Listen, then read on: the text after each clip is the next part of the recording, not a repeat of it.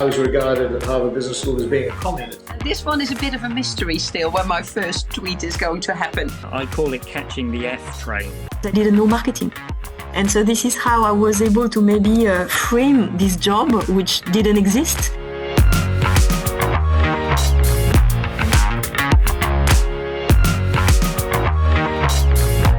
Hello, everybody, and welcome to another WFA Better Marketing podcast. Great to have you all here for the 5th of the year, and great to be talking today to Lisa McKnight, the CMO of Mattel and Barbie, a toy I have to say that I haven't played a great deal with. What I have done is listen to an awful lot of Thomas the Tank Engine, especially the Ringo Starr vintage. But Lisa, welcome. Great to see you again. I haven't seen you since back in Toronto. Well, thank you, David, for having me. It's great to be with you. How have you coped? How are you doing, Lisa? How has this year been for you?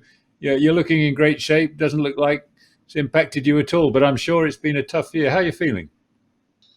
Well, I feel good. I mean, again, I have a ton of gratitude for, first of all, being able to work from home and, keep doing what I'm doing and working with amazing people and hopefully doing positive things in the world. So I feel very grateful for that. I feel grateful for the industry that I'm in. It's been crazy in terms of being with my family, having us all here. I have 2 daughters. Everyone's coming and going. I've spent a lot of time with our family dog. He's my sidekick. He's now my comfort pet. I can't imagine going back to work without him by my side. Yeah. So that'll be interesting. I think if anything, it's really been like most of us, making sure that I switch off at the right times. It's very easy to wander back to the computer after dinner, even on the weekends. Certainly when there was less to do and we were more at home, I spent more time working. Obviously, productivity we know is up in many industries, but it's not sustainable. So I am trying to figure out right now how to continue to get the work done to sort of sustain the pace, but also create more realistic boundaries. And what a year we've all had, but actually what a year Mattel has had. A phenomenal year, and a phenomenal year I know, having seen your results recently for Barbie. But in a way, I'd like to kind of go back to the start of the reboot of Barbie in 2016, so you can tell us what you did to fix this legendary brand. Yes, what a year indeed. And I will share that the work we started to do on the brand 5 or 6 years ago prepared us beautifully for the situation we've all been undergoing in 2020 and 21. So I feel very grateful that we had the beginning of a strong foundation.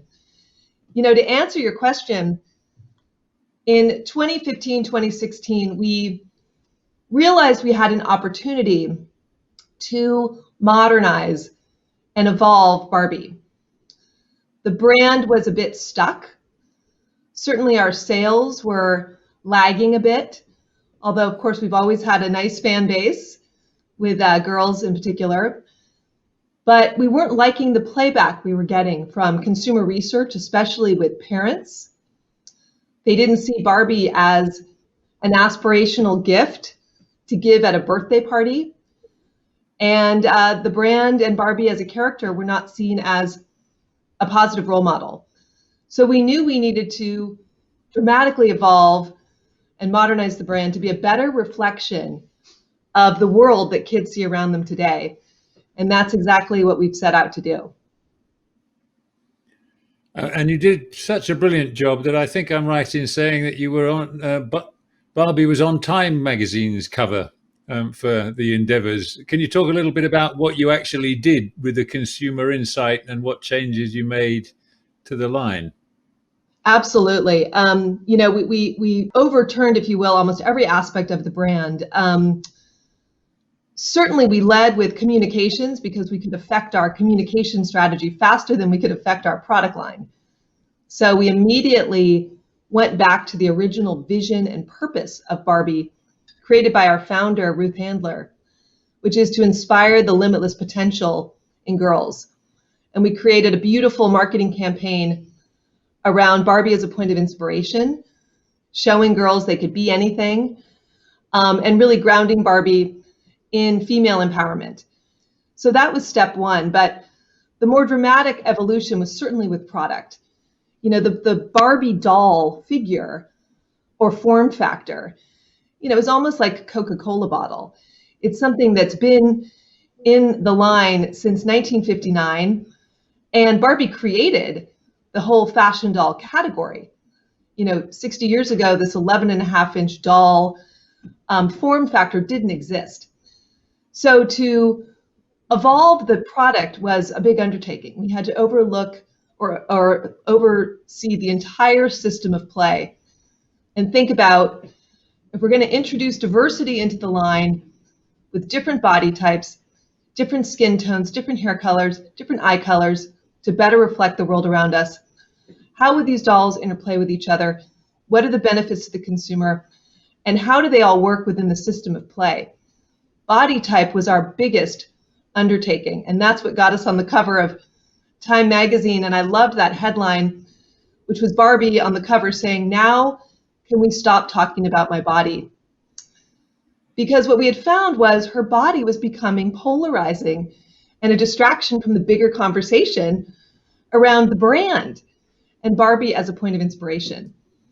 So by introducing 5 new body types and introducing over 70 different looks in the line, again, 22 skin tones, multiple hair colors, eye colors, we really started seeing positive playback as more and more people, and kids in particular, saw themselves reflected in the line. You know, were you surprised by the success, Lisa? Because I imagine round the boardroom table, it must have been a difficult conversation to put some of these changes in train. And actually, I was astonished to see the sales across all of the range. Yes, you know, we were certainly surprised, but also relieved, because we were very nervous that we would continue to receive feedback that Barbie still wasn't doing enough. And yet we knew we needed to start somewhere.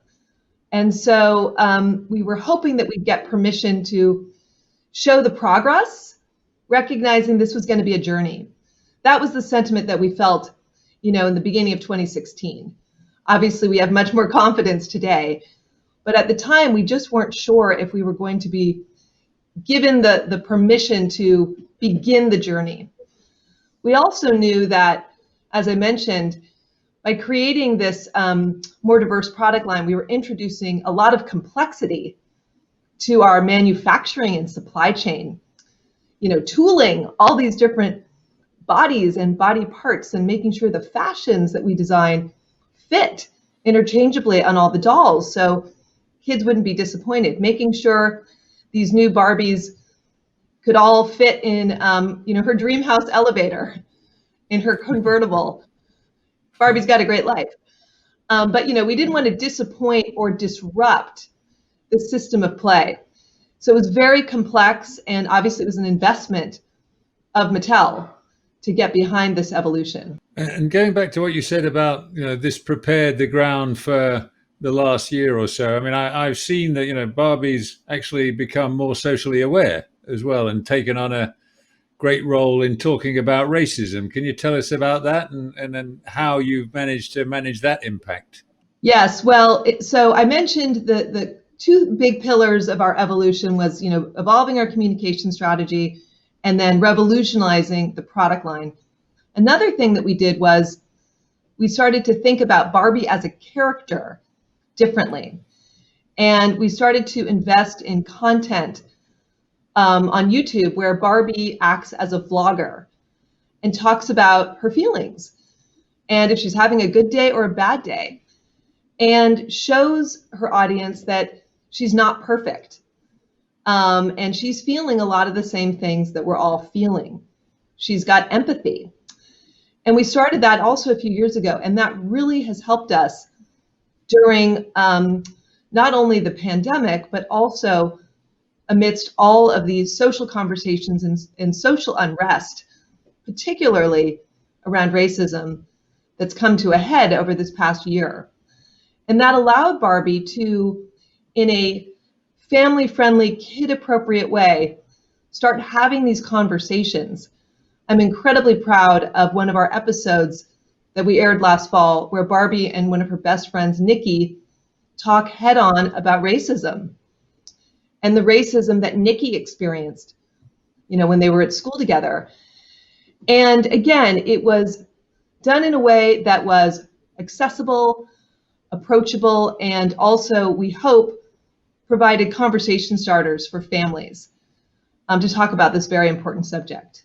And how have you seen the shape of your audience and your customer base change? So as the brand has become more diverse, are you seeing a more diverse customer base? Well, what I can share with you is that the numbers speak for themselves. We are reaching a lot of people around the world. Our sales are tremendous, and the momentum on this brand is tremendous. You mentioned, last year's results. We ended the year as the #1 toy property in the world. We ended the year as the #1 doll property in the world.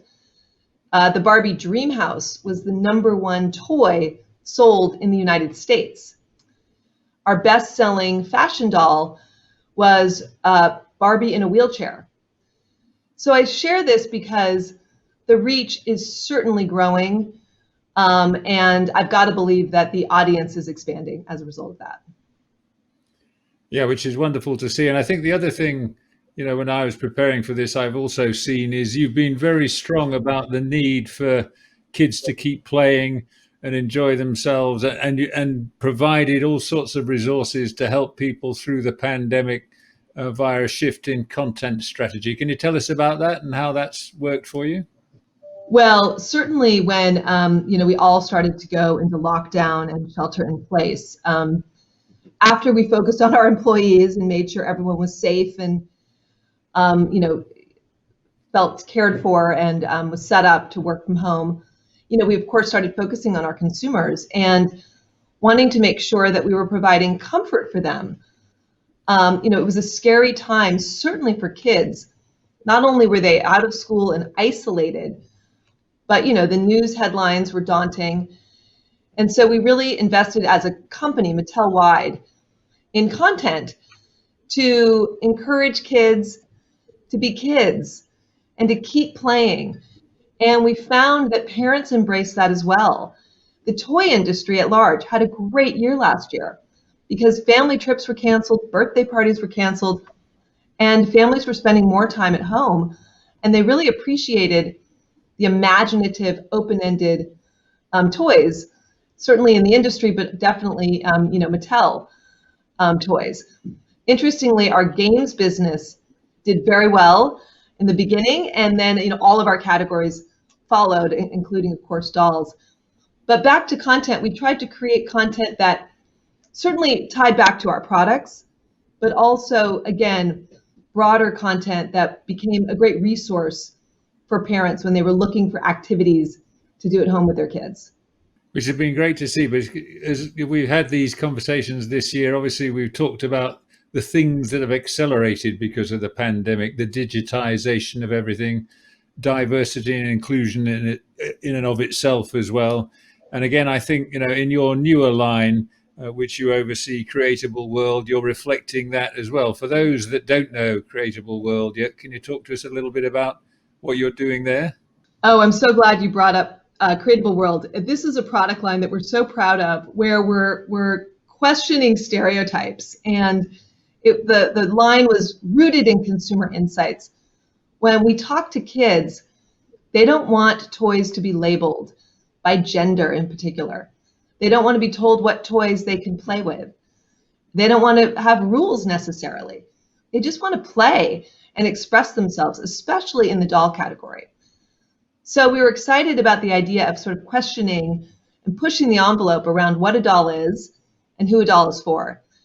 And we created this customizable doll line called Creatable World, where you have mix and match fashions, you have wigs, and you can mix and match however you want, create whatever gender of doll you want, and express yourself. We've gotten some really heartfelt notes from kids and beautiful posts on social, especially some non-binary kids or gender fluid kids that really appreciated seeing again, themselves in this doll line and seeing this creative expression opportunity. And have you, as you've made these very bold shifts, and it's great to hear you're getting positive feedback, have you seen negative feedback as well? Or others saying, hang on a minute, what are you doing? And I guess, if you look back at the history of Barbie was to one extent built on a stereotype, which of course you've broken entirely now. Has that caused negative feedback as well? It feels like when we get negative feedback, it's because the person has a dated view of the brand or is missing the larger context. So we certainly do get all types of feedback. But again, what we found is when people are informed, when they understand the intentionality behind what we're doing, there's usually a very positive reaction.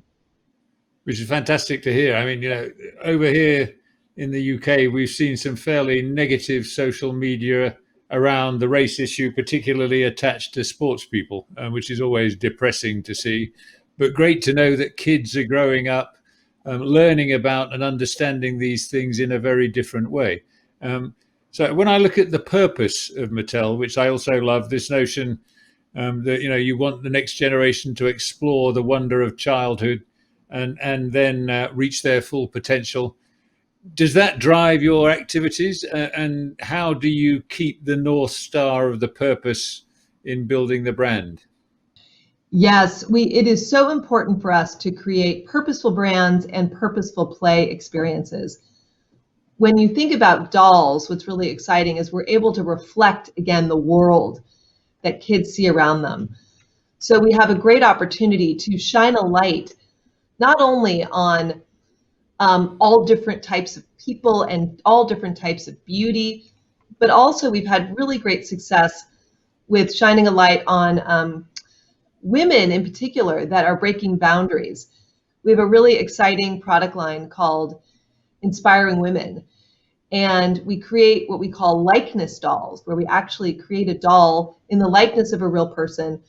And we use it as an opportunity to explain this person's story to kids and to inspire them to know that they can be anything when they grow up.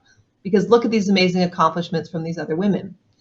So we've done a lot with Inspiring Women dolls. We just recently celebrated Maya Angelou, Helen Keller, Ellen Roosevelt, Billie Jean King last year, Ella Fitzgerald, Rosa Parks. So those dolls have been fantastic. And then we're having a lot of fun also creating dolls of more contemporary women. And again, using that as a time to talk about the career field that they might be in. Typically, we focus on career areas where women are underrepresented, STEM careers, and so forth. And again, we hope it's a spark of inspiration for girls and kids when they see these toys. Yeah, I mean, I guess it's going to be wonderful to ask some of the young kids of today in 10, 15 years' time, how they did and how they were inspired through this, because, it's wonderful to see, but you want it to turn into an impact in the world later, which is great.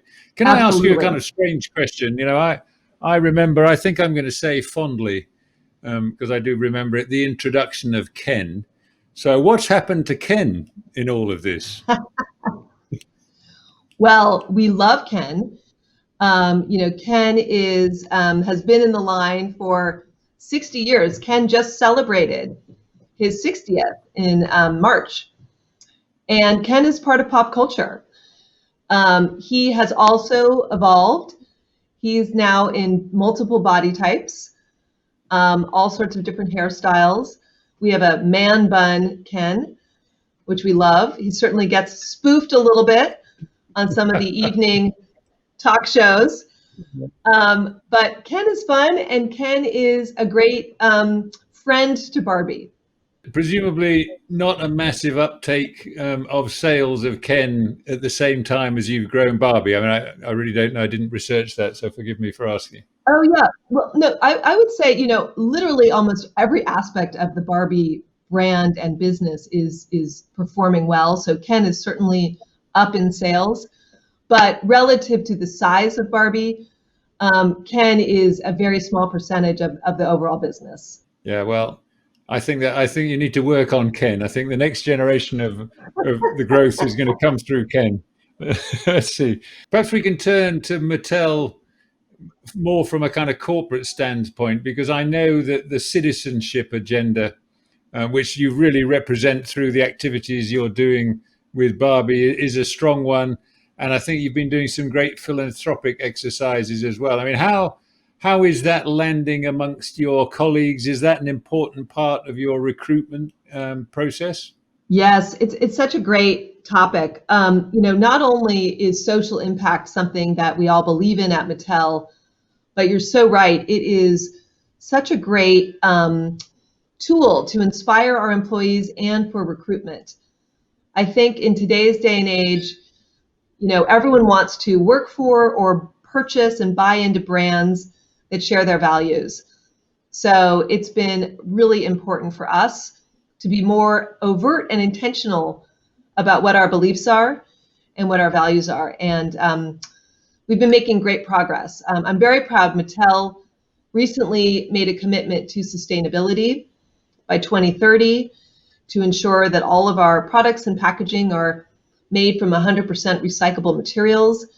It's a journey. This is not an easy process because simply the materials aren't all readily available, but we're working on it. And as a starting place, we've also got a playback program that we just introduced where you can turn in your used Barbie dolls to give them a second life.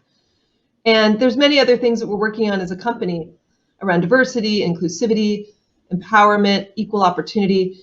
So lots of great pillars, I would say, in global citizenship.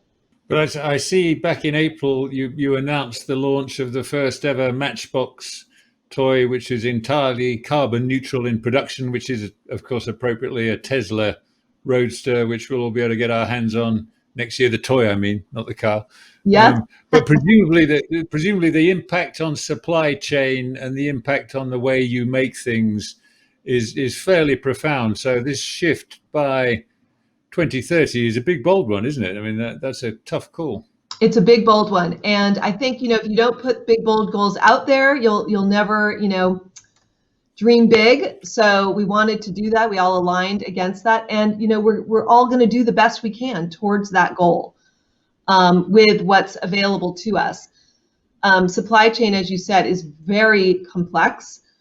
And as well as at the end of the day, consumers still expect the exact same quality and product aesthetic and experience with our toys, regardless of what materials are used to manufacture them. So we've got to get it right. And again, in terms of the traditional model of sales, where you were probably one of the categories really driven around the holiday season, especially the big ones. But again, what the pandemic seems to have shown is people buying evenly throughout the year, with spikes, of course, come holiday season, and a shift, of course, to buying direct and digitally. How are you managing those transitions? Well, yes, that was a really interesting phenomenon, that we really saw play out last year. I'll give you an example specific to Barbie. I mentioned our dream house. This is a big ticket item. It's usually the holiday gift that every child sort of dreams about. And understandably, the sales are typically concentrated in fourth quarter.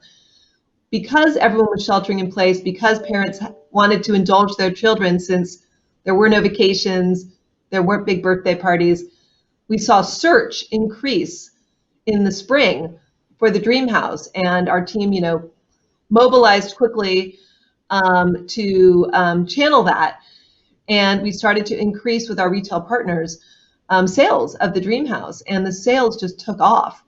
And we saw this very atypical spike in sales, and the momentum's continuing into this year for, again, the entire line, not just the dream house. So it has been interesting from a supply chain standpoint, amongst other things. I'm sure you've heard about the recent port challenges in China and container shortages.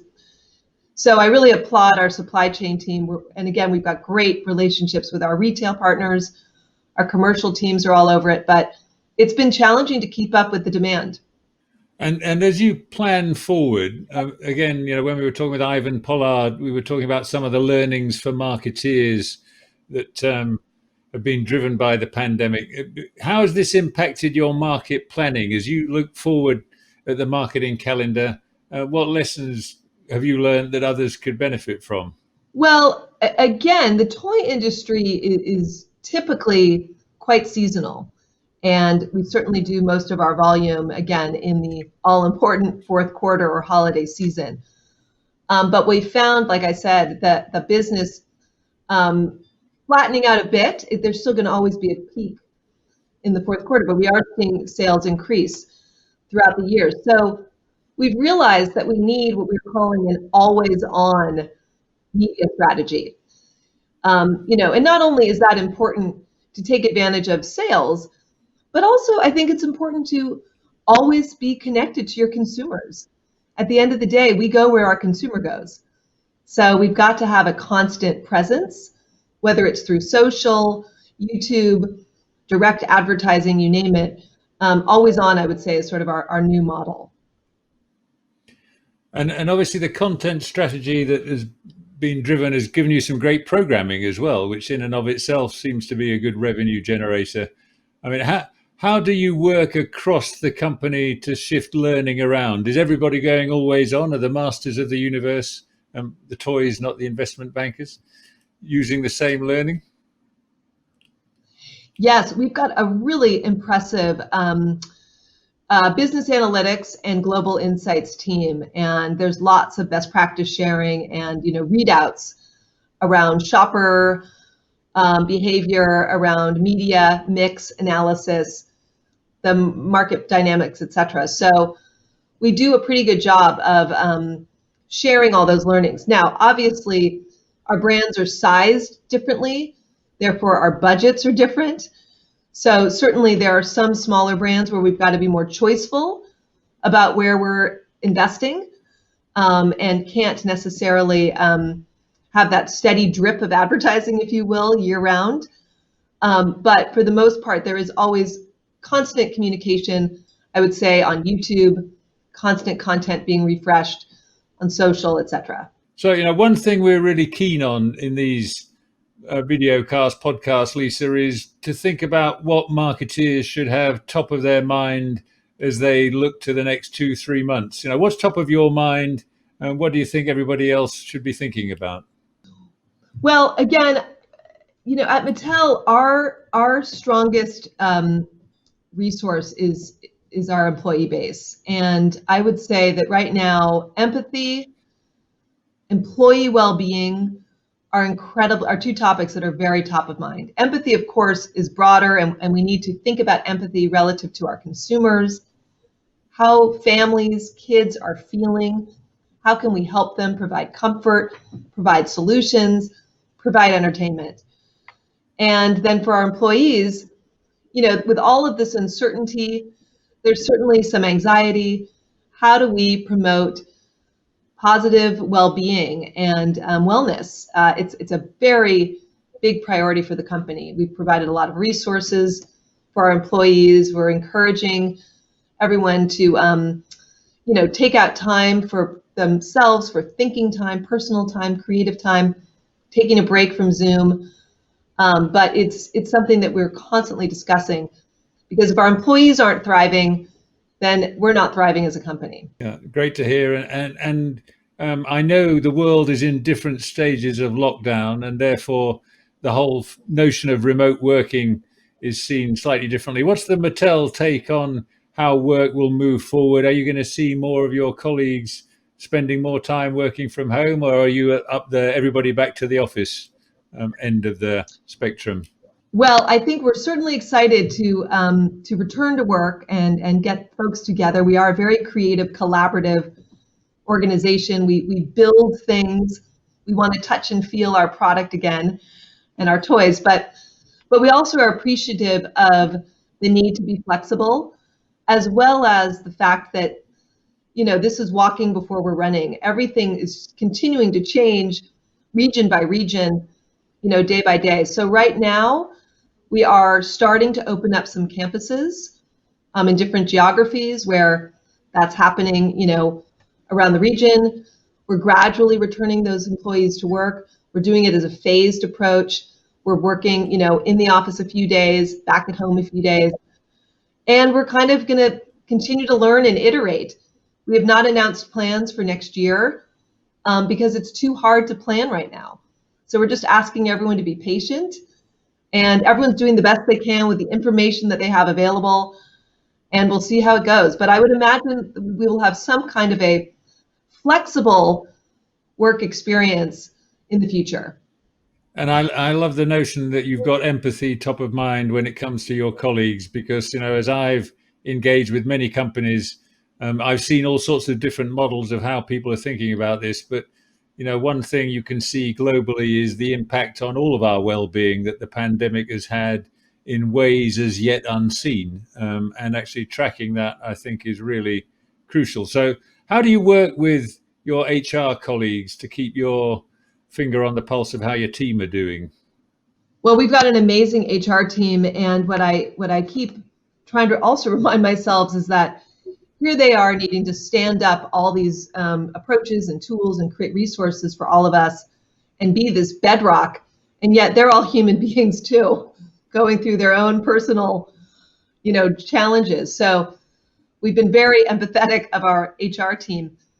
But we stay close. I think the communication has been excellent. We have a lot of executive leadership meetings where we all share what's happening in our teams and sort of share the temperature, if you will. We've been doing a lot of employee pulse surveys, just to make sure, again, that we're getting the feedback. And then HR is very proactive with communication, with links to resources. We've subscribed corporately to a meditation and wellness app called Headspace that's available to everybody. So again, I think everyone is doing the best they can, and we're all trying to stay close, as well as make sure that we're vocal and that everyone is speaking up. And have you managed to get a holiday in at any time through this phase? Well, we had a great holiday over the summer where we drove to the mountains. We went to a place called Lake Tahoe in the Sierras in California. And it was just what the doctor ordered. It was great to be, in the great outdoors. Fantastic.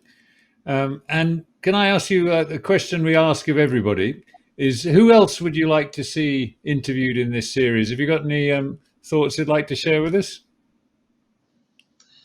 Well, yes, I recently heard Dara Tressiter speak, who's the new SVP Chief Marketing and Communications Officer at Peloton. And she is really interesting. First of all, the Peloton business, this tech-enabled fitness that's sort of taking us all by storm is fascinating to me. But also hearing how Dara is leading the company from a diversity and inclusivity standpoint, and then also hearing how Dara and the team have dealt with some of the recent challenges that Peloton has faced with a product recall is very interesting. So I'd love to hear more from her. Okay, well, I think that's a great shout. There isn't a Peloton in this house, and because obviously I'm so fit, I don't need one. No, that's not true. That's not true at all. Anyway, listen, Lisa, what a delight this has been. Thank you so much for taking the time to share the story. And it's such a great story, what you've done with Barbie, because, built on insight, built from listening to the customers, and built to reflect the society we live in today. And it's something all marketeers should aspire to. So wonderful story. Thank you so much. Well, thank you, David. It was a pleasure and enjoyed spending the time with you. Thank you so much, Lisa. Another fantastic conversation to add to a real canon of great thinking and input this year. I hope you've enjoyed it as much as I have. And I have to say, I'm really looking forward to talking in our next podcast to Professor Mark Ritson, always strong with his viewpoints. Take care, everybody.